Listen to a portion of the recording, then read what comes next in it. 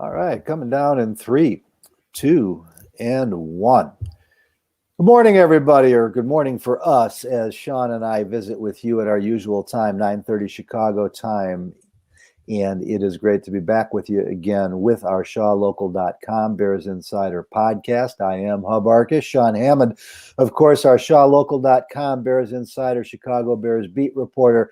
Unfortunately, our fearless leader is down for the count today. Our group's sports editor at Shaw Media, Kyle Nabors, who normally joins us, got his booster shot yesterday, and it's kind of kicking his butt a little bit. Everything's fine. He's doing well. He's just going to have to pay the price today for doing the right thing. So we're going to see if we can hold down the fort without him. It has been a quieter week around the Chicago Bears, which I think probably everybody is grateful for after all the craziness of Thanksgiving week. And Sean, let me ask you, because I talk about this more than necessary, but this is actually my 45th year on the NFL beat covering the Bears, and I think I've probably seen it all and most of it.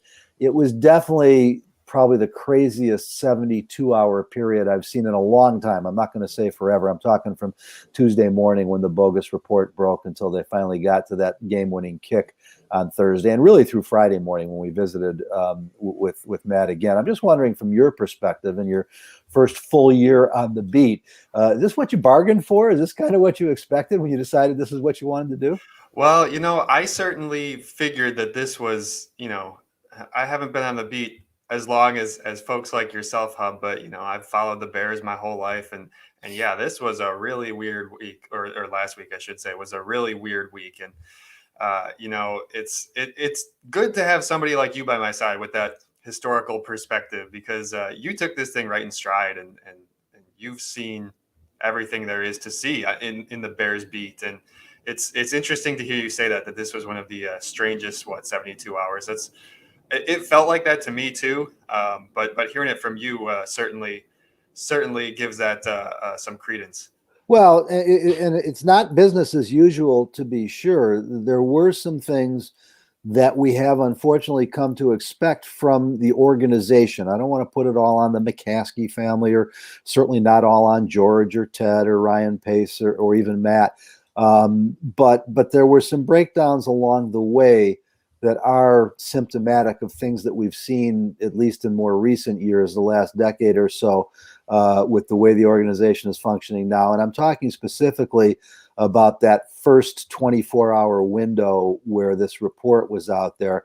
To those of us who've been around a while, this was not just me. You talked to all the veteran guys from the major papers in town, TV stations. Everybody knew something was wrong because the report made no sense. And for ownership and management to stay silent those first 24 hours, that was what made it so crazy, but that was also something that was not as surprising. The Bears are often slow to react to stuff like this. And in this particular case, there was the argument being made that, well, the thing to do is to ignore it, because if you respond to it, then you got to respond to every crazy report you hear. The problem was that this report was so just functionally illogical that it needed to be handled as a separate issue. It needed a one-line sentence. There's no truth to the report. No decisions have been made. It would have nipped everything in the bud, and it wouldn't have put them on the spot at all. And I think now that we write the epitaph on the whole thing, that's what should have been done. It didn't happen. And now here we are, going into the Cardinals game on Sunday, and I think there's a sense that there's going to be some change. How much, we don't really know. But at least now things are quieter, and there's a chance for the team to perform, and quite frankly, giving guys a chance to save their jobs if there's still time left to do that. Yeah, I'm with you that they should have put out some sort of statement or said something. I know the reports got out that George talked to the team, and the players and coaches talked to us in Detroit after the game about that. But I still think, it warranted some sort of statement or press release or comment in some way. It could be 2 sentences. It would have solved the problem. I don't know if it would have solved the problem, but it would have helped. But yeah, so now we sort of turn the page, and we got six games left here, and it's harder than ever to know exactly what ownership is thinking about Matt Nagy's future. But it seems he's got 6 more games to sort of prove what he can do. And in my opinion, it should come down to Justin Fields, and and how he is progressing under Matt Nagy. I don't know what the McCaskies are looking at, but I would think that that's the number one most important thing here. Yeah, we're going to put this to bed permanently now, but just putting a final cap on it. The thing that was so wrong, and this is the concern that I think a lot of people have for the organization, is that regardless of whether Matt is going to be able to keep his job or not, with what happened with this report going into the holiday, it was just so unfair, not just to him and his family, but last I counted, I think there are 17 assistant coaches on that staff. When there's a head coaching change, almost everybody goes. And so now you've got 18 families sitting there, wondering what's going on, what their future is, who deserves to be treated like this, the public going mad. And then you even get to a number of the players, who know that if there are changes. And so you had most of your employees and their families all suffering and struggling with this. And it's the part that I think people don't realize. Unfortunately, it's the part that some people in our business don't realize, Sean, but because, this was a what do you want to call it? A recognized, awarded reporter. It's a guy who won a Pulitzer Prize, albeit a decade ago. And it was obviously best case, not properly sourced and done, for clickbait as a headline grab. And people suffer when that happens. And so I think that unfortunately part of the aftermath of this is there's a lot of folks saying, one more time with this organization, with this ownership group. And now, that's why the quiet is good. Hopefully, people put it aside, you forget about it.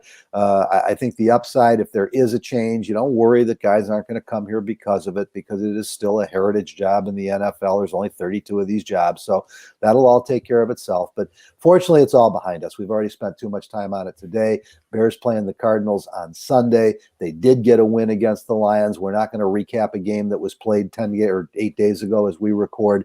Let me remind everybody, if you are listening to us because you downloaded the podcast, you can join us live every Friday morning at 9:30 Chicago. We are on the StreamYard link. You can go to my Twitter account at Hub_Arkush, go to Sean's account at Sean_Hammond, and join this podcast live as we record. You can watch us as well. Not that that's any great treat. It's good to look at Sean, good-looking young man. I don't know if you want to see me. And if you have questions, if you have comments, if you want to join the conversation, then all you got to do is enter the chat portion of the StreamYard link and put your comments up. I know our old buddy Rick Gonzalez was here to say good morning. A few others are checking in right now. So we'll get to your questions as we go along too. But, Sean, you touched on it. So let's start there. Obviously, a big part of any decisions being made over the next 3, 4, 5, 6 weeks are where they're at with their, quote, franchise quarterback of the future. And where they're at right now is a young man with broken ribs that were broken less than 2 weeks ago. According to the Mayo Clinic, which is about as respected as it gets, you can go anywhere else you want and check. It can take up to 6 weeks for broken ribs to fully heal. Now, not everybody waits for them to fully heal, obviously. We hear about guys coming back after 2, 3, 4 weeks. But with broken ribs, as opposed to bruised ribs, there is additional danger that more damage could be done. And so even though the Bears have been cagey about it and called his participation limited in practice, I watched him on Wednesday, and limited meant he threw one pass and grimaced and then went off to the side. So I don't think, and I can look silly if I'm wrong, but I don't think there's any chance he's going against the Cardinals. Andy Dalton gets his first week of practice since the week leading up to the Bengals game, and will get a chance, albeit shorthanded. It looks like Allen Robinson probably isn't going to be out there either, but we'll get a chance to show if he can run this offense better than Justin Fields has. And, it's not going to change anything for the future, but it could change decisions that are made over the next few weeks if the offense works better with him running it. Yeah, certainly. We saw, I was out there on Thursday as well, and Justin threw a little bit more than maybe what you guys saw the day earlier. I wasn't out there on Wednesday, but still limited, still working through this thing as they're telling us. And I would be a little surprised if he plays as well, just because, it's his career and your future with him is bigger than this one game against the Cardinals. But yeah, the injuries are really stacking up here with A-Rob now, who's been out a couple of weeks, and also you're adding Roquan Smith to that list. He has not practiced at all this week. He's dealing with a hamstring injury that he suffered in Detroit. That's certainly as big a hit to your defense as anybody, especially with Khalil Mack already being out.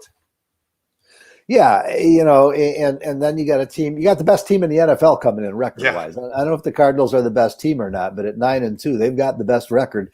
That makes them number one right now, and they're coming in getting healthy. They've been without Kyler Murray for almost a month now with a gimpy ankle. He's ready to go, or at least we believe he is. They were saying he was working and likely to play late in the week. They're getting DeAndre Hopkins back, who some think is the best receiver in the NFL. He wasn't. He dropped off 1%, 3% last year. Maybe now he's top 5. Maybe he's not a clear number one choice, but he's certainly in that group. And they've got plenty of weapons to boot around him, so they're going to get a full dose of what has been the best team in the NFL to this point. And these are the jobs or the games, I should say, where guys are trying to save their jobs, and it doesn't look like it's going to be all that pleasant for the Bears. I mean, it would be heroic. Now, there's still a lot of good football players on the Bears, and they probably hate me if they hear me saying this stuff. It's not like they have no chance. You show up to play the game, but fully manned, with all of their key playmakers, they would be the underdog. Now you're talking about, we know Khalil Mack's been gone for a while. You don't really need to talk about it anymore. But if they're forced, as we record, it looks like no Allen Robinson, no Marquise Goodwin, no Akeem Hicks, no Roquan Smith, no Mario Edwards Jr. I'm probably forgetting one or two. And without your key playmakers, you got Robert Quinn, the November defensive player of the month in the NFC. But it doesn't feel like it's enough. And you wonder, could one more ugly performance, if this thing got out of hand, if this turned into a 41-10 job, could we see change sooner rather than later? Yeah, that's the thing that comes to my mind. Not to go back to the coaching situation again, but even if there was some truth to that report, certainly George McCaskey could have said, well, there's probably, it said to himself, I'm saying, could have said to himself, there's probably going to be a chance down the last 6 weeks here. If I want to fire him, we could do that. They didn't necessarily have to do it after Thanksgiving, win or loss, but you don't think the Bears are going to win 6 straight games here and reach the postseason. I don't think anybody's expecting that. And the way the rules are now, they can interview candidates these last 2 weeks of the regular season. I don't know about you, Hub, but does that incentivize almost a team to go out and make a change? Well, I don't think it incentivizes a team to make a change. I think if they are going to make a change, it incentivizes them to do it sooner rather than later. If you know you're going to make a change, then yes, you want to be first to the marketplace. It's kind of like Black Friday. Let's get out there and you get the best one or the last one before it's gone. We know that the Las Vegas. I always forget if they're in Oakland, Los Angeles, or Las Vegas. We know the Las Vegas Raiders. Everyone does. The Las Vegas Raiders are going to be in the market. We know that. There will be a few other teams. It's a little early to say which ones they are. It's an interesting kind of thing about where the Bears are at right now. Is the Raiders' change was because of John Gruden's off the field peccadillos, if you will. The Bears are pretty much the only team in the NFL that has the level of dialogue and concern around the coaching situation. Normally at this point in the season, we're going into the final third. We've got 4, 5, 6 teams where we're saying coaches on the bubble, but there have been so many changes over the last 2-3 years. And some of these young coaches like the Matt LaFleur's and the Zach Taylors and the Cliff Kingsburys have been so successful that you're not seeing the level of turmoil that you usually do. So, the Bears tend to be the one team that everybody has their eye on, but even if it's just the Bears and the Raiders, and it won't be, there's going to be a few more. We just don't know who they are yet. With this rule change, now that you can get to work, week 17, I think it is week 17 and week 18, you want to be out there in the marketplace. Yeah, I know. I think part of it too is just the fact that there's so many teams right now that are sitting right around 500 or one game under that are still in that playoff hunt at this point. And we're seeing such a level of teams that are in the hunt that maybe we haven't seen in past years. I don't know if that would necessarily be affecting the coaching statuses here. We have a question in here, Hub, that's kind of along these same lines I'm going to bring up. And I just want to remind everybody, if you're watching on Twitter, click through to the YouTube link and you can get your questions in. Let me pull this up because this is kind of on the same level, Hub. Michael Jones, and Mike has been a regular the last few weeks. Thanks for coming back, Mike. The new NFL rule allows teams to talk to prospective coaches 2 weeks prior to the playoffs. Does that include potential GMs as well? do you think Pace should be allowed to pick the next head coach? Mike, I don't think that there ever was a rule against not talking to GM candidates. It was always about coaches because they were, their job on the field. I think you've always been able to talk to a GM at any point you wanted. Now, if it's a GM under contract with somebody else, you would need permission to talk to him. If it's a top general manager, front office assistant, if they're under contract, you need to ask permission to talk to them. But I don't think there was an embargo on talking to them in season. So, yes, the Bears can look at both. The Bears can be looking at GM right now. They can also be looking at a reorganization, which is something a lot of folks talk about, where Ryan Pace might stay, but they might bring in a, quote, football czar over him. And the reason I use that expression is some people call him, president of football operations. They could just make him the president and CEO of the team. And there is some debate, Sean, over whether that is a good management situation or not. Our old buddy Greg Gabriel, who certainly has knowledge, he's 31 years in the NFL front office, has spent a decade as the Bears director of college scouting, and would have been in that line, chain of command, where maybe he could have eventually moved up to a GM job. It didn't happen for him. But his argument is that when you do that, you're having two guys do the same job, and that you don't need a general manager. But that's just titles. What you would do then is, and if it was a demotion, tough, but you could change Ryan Pace's job to director of player personnel, because that's something that, regardless of what, there's a lot of Bears fans out there at this point. It's just a product of social media who are just haters, and a lot of them don't even know what they're talking. Most of them don't know what they're talking about, actually. But the point is, there are justifiable criticisms of Ryan Pace, but he has not done that bad a job in acquiring talent. When you measure him against the rest of the league, the players he's brought in, the group that he's built, one of the reasons that people are so upset with Matt Nagy is because they believe Pace has given them enough talent to win more games, to play better. If you don't believe that, then you got no right to bitch at Nagy. You can just say, hey, what's he supposed to do? He doesn't have the players. So there are arguments to be made both ways with what you do with Ryan Pace. But to Mike's question specifically, should he be allowed to pick another head coach? And I think, we're saying the third head coach. There is something you have to realize about this. John Fox was not really Ryan Pace's hire. Ryan got hired, and then John got the job a couple weeks later. But that was all just kind of a series of events and timing, and the fact that Ryan was the youngest GM in the league with no experience in the job, and here was this veteran coach who could come in and help him get started. And Ernie Accorsi, who's a friend and I'm not sure shouldn't be a Hall of Famer, built a couple Super Bowl teams, did a great job in both Baltimore and New York, and as the GM of the Giants, was the Bears consultant and an old friend of Fox's. And it was just things fell together. It was a bad hire, and it was not Ryan's first choice. Now, nonetheless, he could have vetoed it. He was given that job. He didn't. So, not making him blameless in that hire, because it was, again, a bad hire. But I don't think you really view this as, would it be a third? This would be a second. Now, a lot of guys don't get a second. When you inherit a coach and you stay with him for a couple of years, then you get your guy, and your guy comes in, it doesn't work. But then, Sean, let's move to the real point here. Matt Nagy has not been a disaster. I mean, the dialogue around Matt is so far from reality, it's ridiculous. In his first year, he was the NFL Coach of the Year. And were it not for a goofy place kicker with a double doink, they win a playoff game, and who knows what happens next. Then you come back the next year, and they had some injuries. They hit a swell. The quarterback wasn't developing, but they were still a 500 football team. And then last year, even though they were a 500 football team, they got back to the playoffs, and everybody played by the same rules. That's the way you're measured. In most markets, Nagy wouldn't be on the hot seat right now. You can make an argument that he does deserve one more year or two.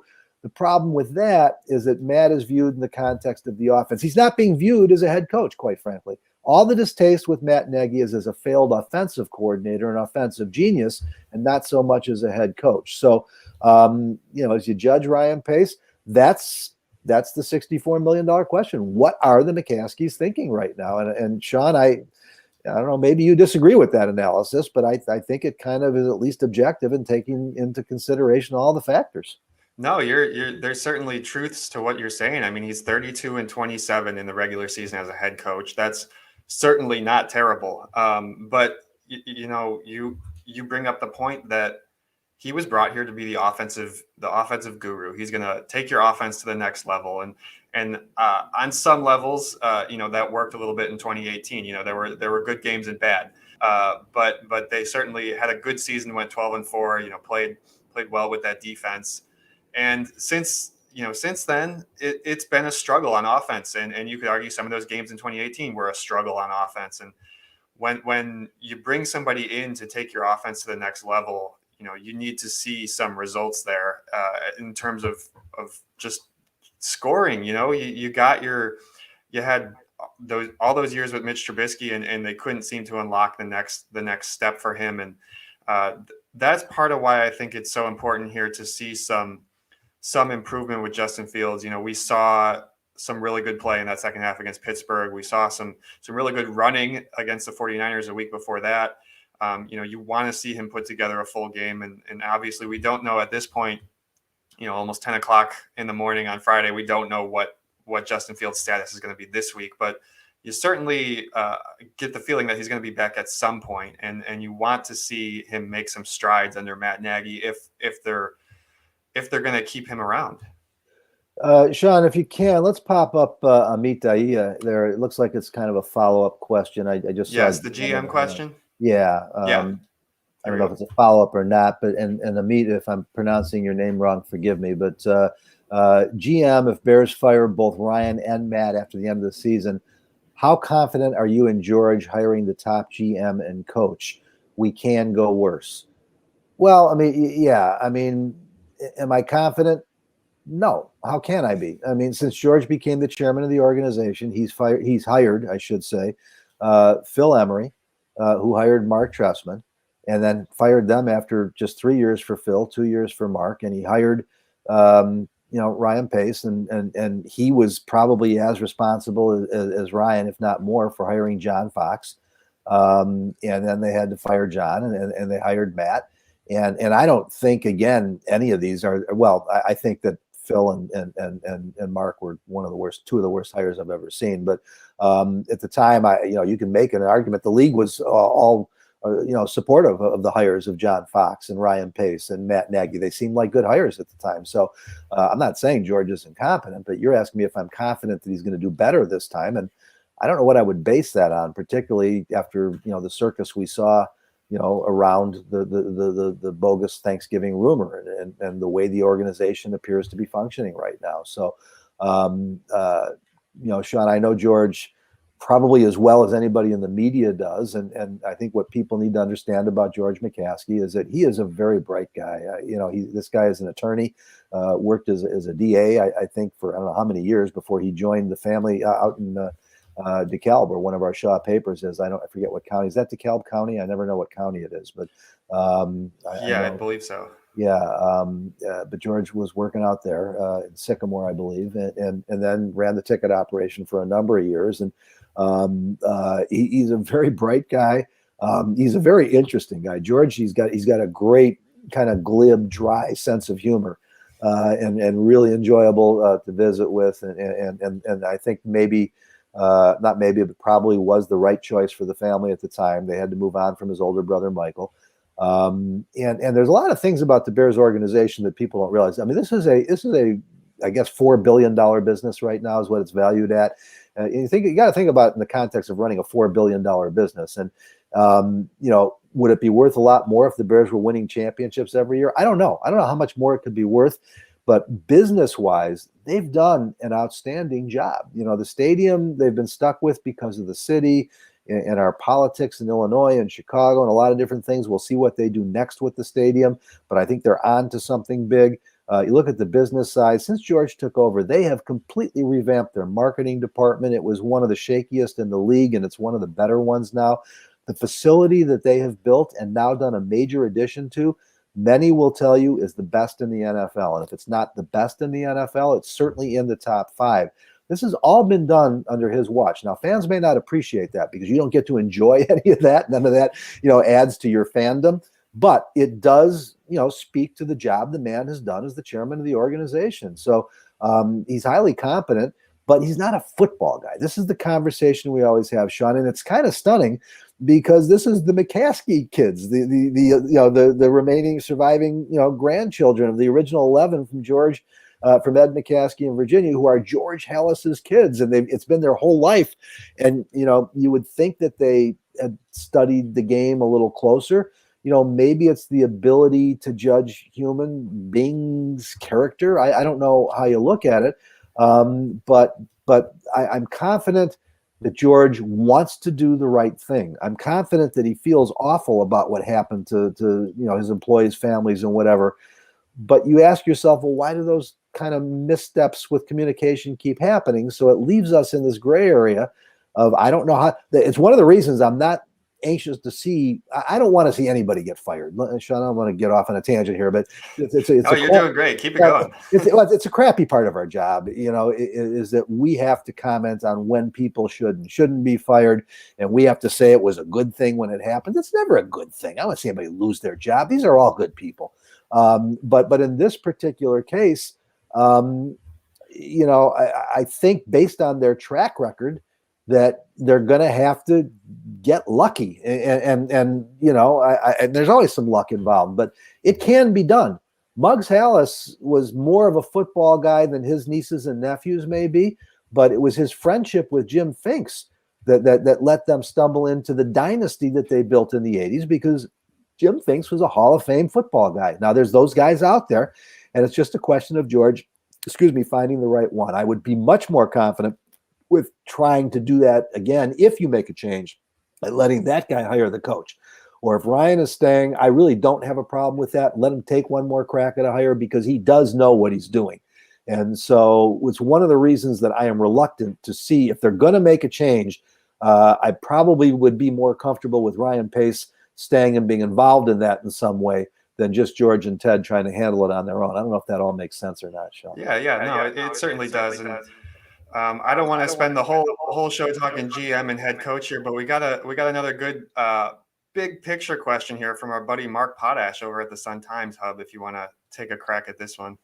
Potsy, I know Potsy's with us, so I want the whole audience here. This is one of my favorite guys on the Chicago Bears beat, and it's not just because I think he's probably second in line behind me in seniority. Potsy and I have been together a long time, but I mentioned before about dry, glib sense of humor. Potsy is special, guys, and if you're not reading him at the Chicago Sun-Times, he alone is a reason to buy the paper every day. Not because Patrick Finley and Jason Leisure aren't great. All the guys are great, but Potsy's my favorite, and he makes the point the Bears have won 4 playoff games in the last 29 seasons. Whose fault is that? Everybody involved, obviously. And I know Mark, and so I know where he's going with this. George is the guy at the top. And so, I don't think it's the answer Potsy wants. I think he's being a good journalist and trying to get me to say it. It's George's fault. Well, actually, that's not true. It's George and Michael's fault, because George just took over. I can't remember if it was 2011 or 2012. I think it was one of those 2 years, but I know it was Michael and actually Ted Phillips. I'm wrong about that. In the last 29 years. So we're going back to 9. So it's Michael McCaskey, Ted Phillips, and George McCaskey in that order. Let's tell it exactly as it is, because the buck stops somewhere, and they have been the guys in charge of the organization. So, Sean, I mean, nobody's trying to cover for him. We're just trying to explain how it all happened. But Mark Potash is absolutely right. At the end of the day, if you're going to point the finger at one guy, you start with Michael McCaskey, may he rest in peace. Unfortunately, Michael passed away a couple of years ago. And then you go to Ted Phillips, and then you go to George. And if I got to pick between the two, I'm going to blame Ted more than George, because Ted was, although now Ted did oversee, 3 of those 4 playoff trips, I guess. And the Lovie Smith era was not all bad. And that was in Ted's reign, where Michael was still the president and CEO, but actually Michael had been elevated to chairman, and Ted was the president and CEO. So you could argue, that Ted had a little more success than Michael and George, but at the end of the day, I think all 3, Sean, have to share the blame equally. Yeah, I mean, you have to, when it's something, when you're talking about so many years, 29 seasons, that's a really long time. You have to start at the top. And I think that's why everyone's sort of clamoring for I shouldn't say everyone, but a lot of people are clamoring for a structure change of some sort here within the organization, because it's time.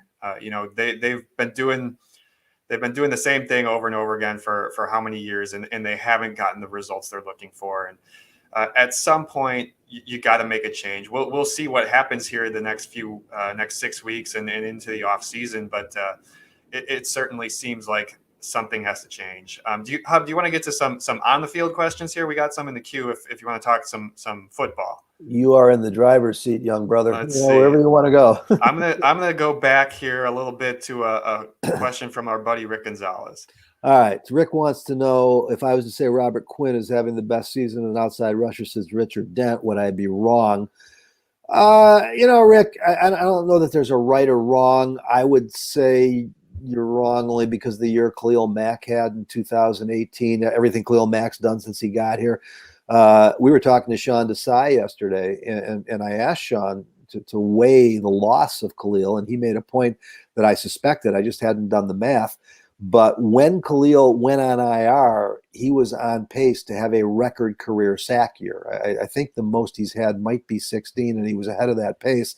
And he pointed out the last 3 games with that were on one leg. And so I think you look at Khalil Mack, and then, of course, you look at Julius Peppers, who certainly gave the Bears some really great years, never piled up the numbers that Richard or Robert is on pace to do now. But I think going back to Richard Dent, the only guys in the conversation certainly are Julius Peppers and Khalil Mack and Robert Quinn.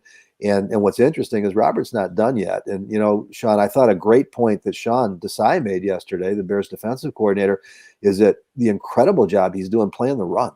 And you don't just look at quarterback sacks. Look at the tackles for loss. Look at the quarterback hits and quarterback hurries in the background. Robert Quinn is having a defensive MVP caliber season. That's why he is the November Defensive Player of the Month. That's going to be really tough if the Bears don't finish strong. But if he stays on pace and the Bears finish strong, he's going to have a 15, 16 sack season. He's going to be a first-team All-Pro. Now, none of those things may happen if they don't win another 3, 4, 5 games, because sadly that does weigh into how these guys get measured. But I think that winning this award now, this November Player of the Month, has got him a lot more in the. I'm one of the 50 voters of the AP voters who choose these awards. But I think Dan Pompei is. I can't remember. I think there's only 3 or 4 of us in the Chicago area, and I mean I've covered the whole NFL my whole life, so I do try and make a point of covering the whole league. But a lot of guys, the voting is more local, and when a team is 6-11 or something like that, it's hard for these guys to get recognition.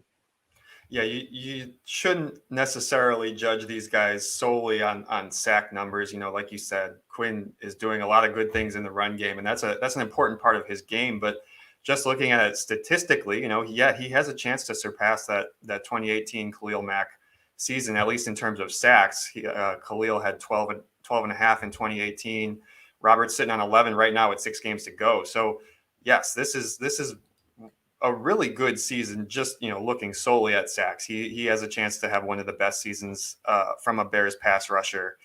And sacks were only a stat, going back to the 80s. So you can't really quantify that previously. But we got another question here, Hub, about Robert Quinn, and I haven't really thought about this, and I'm interested to get your take here. Robert Quinn, comeback player of the year. You can certainly make the argument. I think that, excuse me. The problem there, Sean, is that most of 2020 was self-inflicted. I mean, we've talked with him about it. I've talked to his coaches about it. It took him a year to adjust to a new environment, and it was made that much more difficult by COVID. Remember, as different as the protocols and the way everybody works this year is, it's not as bad as it was last year. And so I think Robert is going to be in the conversation. This is a guy who's overcome a dramatic injury that there was some question as to whether they would be able to overcome or not. And as I look around the league, I'll think about this one. This will make for a good column, I guess, because I'm hard pressed right now to find another comeback story. So, Mike Johnson, thank you for that question. I think he has to be in the conversation. I think it depends on how strong he finishes. Yeah, I think it should be in the conversation. And I think, like you mentioned with some of these other awards, it might hurt if the Bears finish, whatever they 6-11 or 7-10, whatever. That's certainly going to hurt his argument. I just pulled up. I'm not a gambler, but I just pulled up the odds on this comeback player of the year here. Dak Prescott and Joe Burrow are the top two guys on the list, and certainly I would think the quarterback conversation is gonna play into this.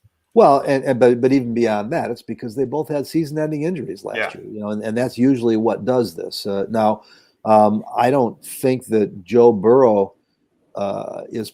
I don't think either one of them is playing at the level for their position that Robert Quinn is. Now, they're both good players, and Dak Prescott is better than that. I've been slow to the parade on that one, but I think he probably has entered the realm of elite quarterbacks at this point when you see the difference he makes on that football team. But he's already missed a game this year with injury. He's actually had a couple bad games. I mean, Joe Burrow was in a slump for 3 or 4 weeks. Robert Quinn has been consistently excellent. The problem is what causes people to vote for these guys in the first place. And I think Burrow in particular is going to be a popular choice. So we'll see what happens with that. I think it's a tough hill for Robert Quinn to climb, but the stronger he finishes, the more he becomes part of the conversation. Yeah, it'll certainly come down to the finish these last 6 weeks. I mean, if he winds up with an absurd number of sacks, he's going to be in that conversation.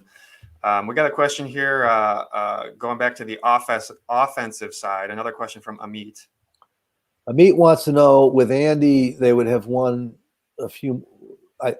Would they have won a few more games? Yeah, I think. Oh, I'm sorry. With Andy, I think you're right. I think that's what he's asking. Amit, I've been on record with this, and I'm not backing off. And I guess it's controversial with some people. I don't understand why. I would say yes, absolutely, they would have. And it gets to a bigger question. It gets to why was Justin Fields the starter in Cleveland? And what happened coming out of Cleveland is everybody railed against Matt Nagy and railed against the offensive line for how horrible it was and how unfair it was. When the reality is it was unfair to the offensive line and Matt Nagy to start Justin Fields in that game. Now, am I saying they would have won that game? No, I'm not. The way it went, how can you say that? But most of the things that were so ugly in that game were because Justin Fields was clearly not ready to play.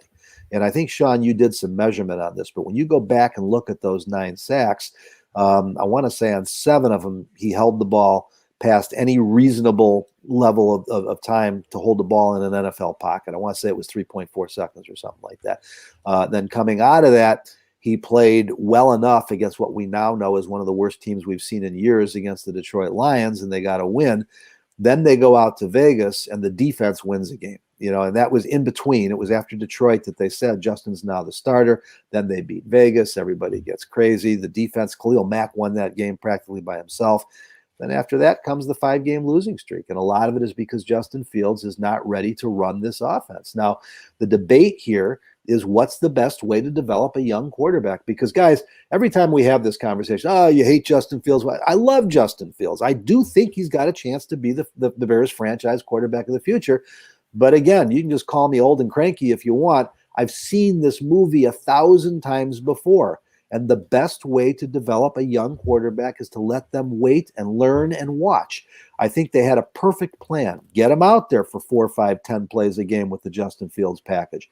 I believe that had they started Nick Foles in that game against Cleveland and then probably against Detroit with the Justin Fields package continuing each week and then gone back to Andy Dalton against the Raiders, I think the worst they'd be right now is probably 6-5, but now you're starting to try and predict the way games would have gone. But there's no way that I see them losing the Pittsburgh or the Baltimore games if Andy had been the starter. I don't think they lose the San Francisco game if now.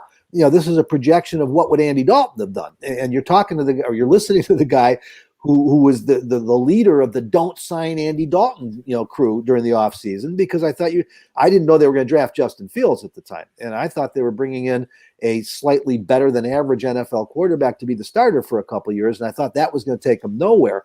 But then once they drafted Justin Fields, I thought they probably had the perfect guy in Andy Dalton. I mean, look at his career, guys.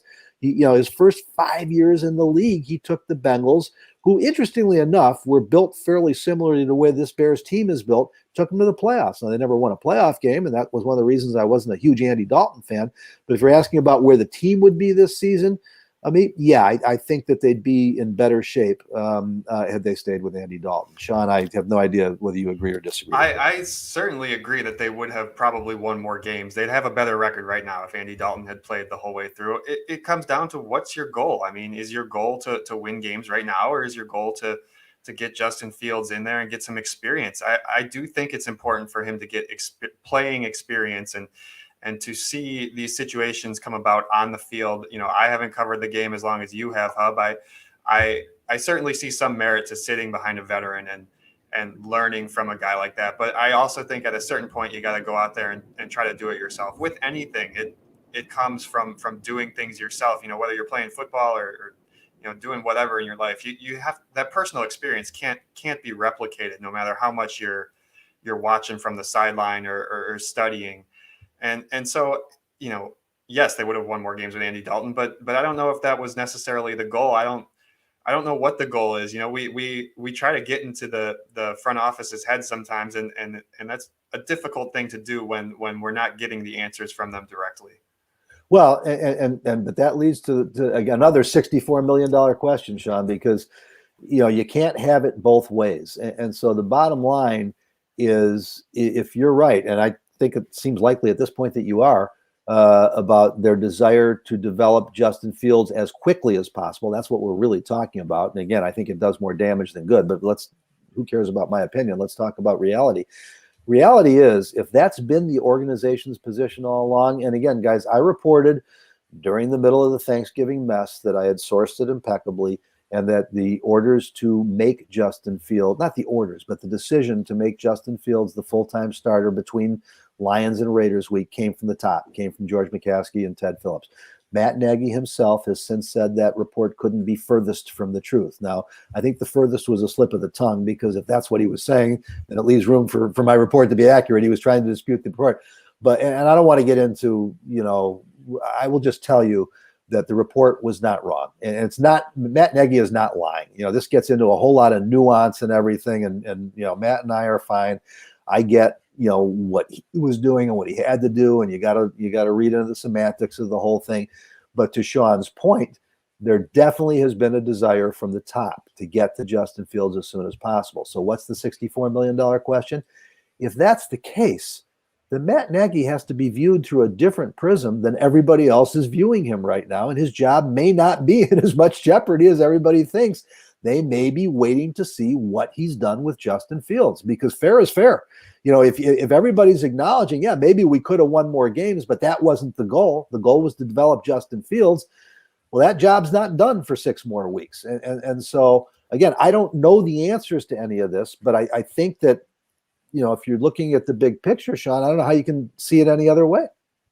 Yeah, it certainly throws some doubt on the question of the situation for Matt Nagy. I mean, that's, if he was told to do this, that has to change the way that you look at his season. Looking solely at the 2021 season and the way that he's handled the quarterback position and really how this team has played since then. I'm going to pull up another question here, changing gears a little bit to talk about the offensive line. All right, Michael Jones is back with another question. Any updates on how Tevin Jenkins' progress is coming in practice? I don't want them to rush him, but I'm excited to see what he can do before the year is over. Mike, I don't know that we can really answer that question. When we say what we saw at practice, we're allowed to watch the first 8 to 10 minutes where they purposely don't show us anything, and it's stretching, it's some timing stuff, it's a couple drills.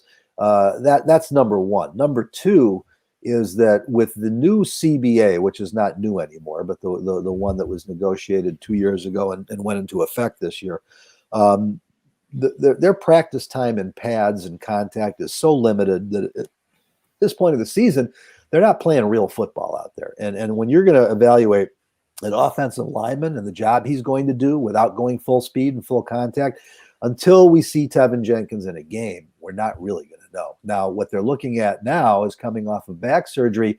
Is he moving like the athlete you saw before the back problem occurred?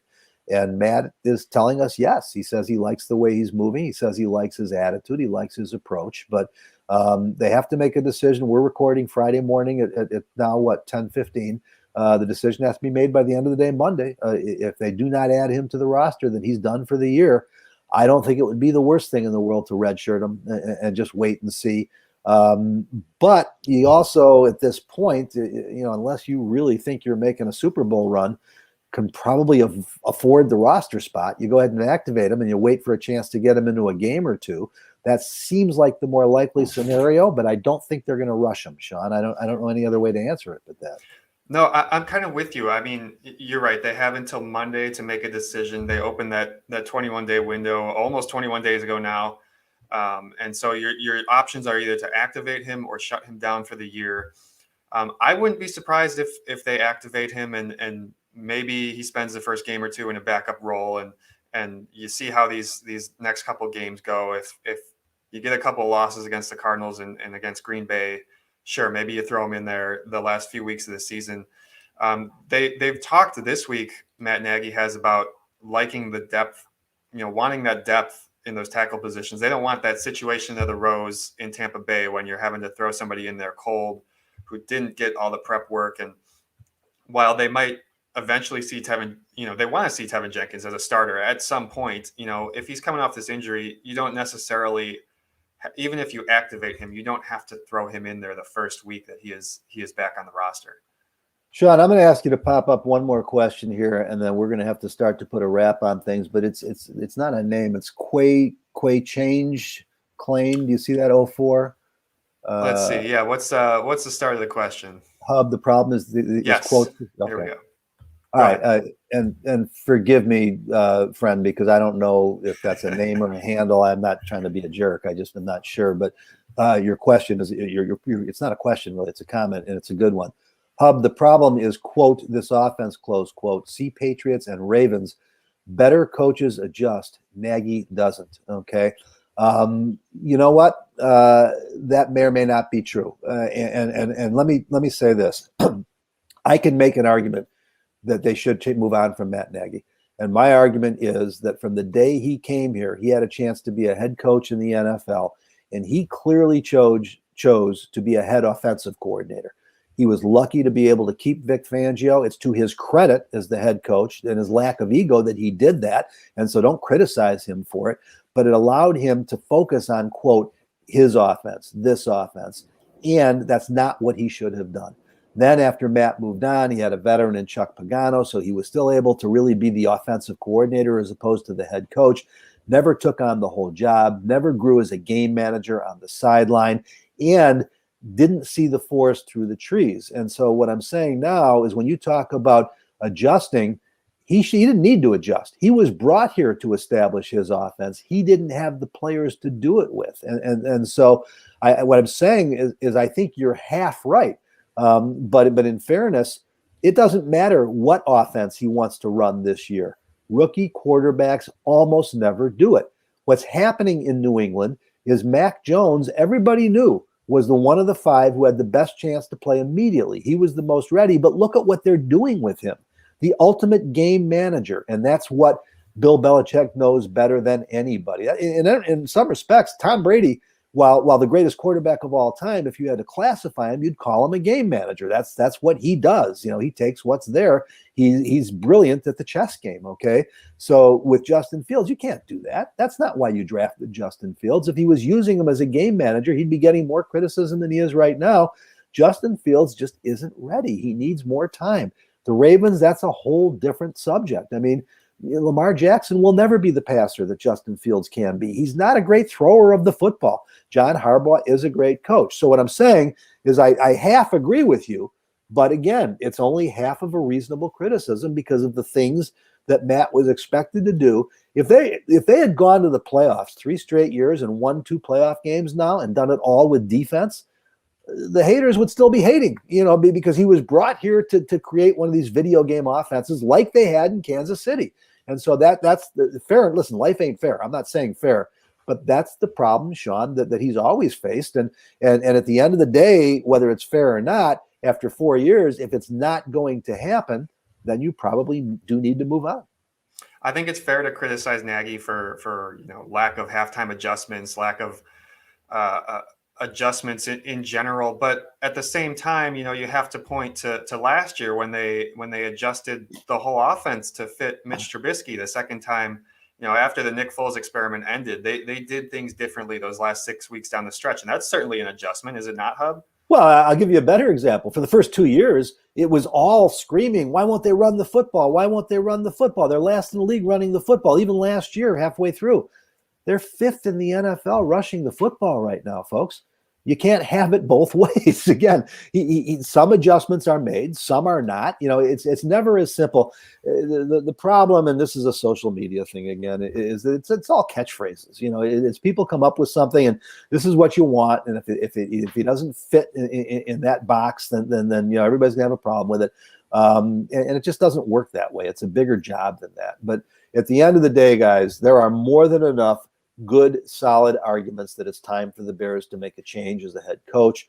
There are a few arguments that can be made in Matt Nagy's defense and say, maybe you got to do it one more year. We don't know the status of the contract. I think it's unlikely at this point that there's much chance that Matt's going to get a fifth year. I think Ryan Pace is a much more difficult question. And it's what we're going to watch. We do have to run, though, Sean, because we've got to start the Indy 500 race out to Hallis Hall. This is a starter practice we want to see. We want to know who's actually out there doing anything. Before we go, though, I'm sure everybody would like to at least have a quick thought on Sunday. And, injuries are no excuse, but now you're asking for a game analysis. And with the healthy bodies we expect the Bears are going to have, I can't. Normally, Sean, I can come up with a formula. Well, if they do this, this, and this, they could pull an upset here. But I don't know how they're going to be able to do this, and this against a multifaceted team like the Cardinals.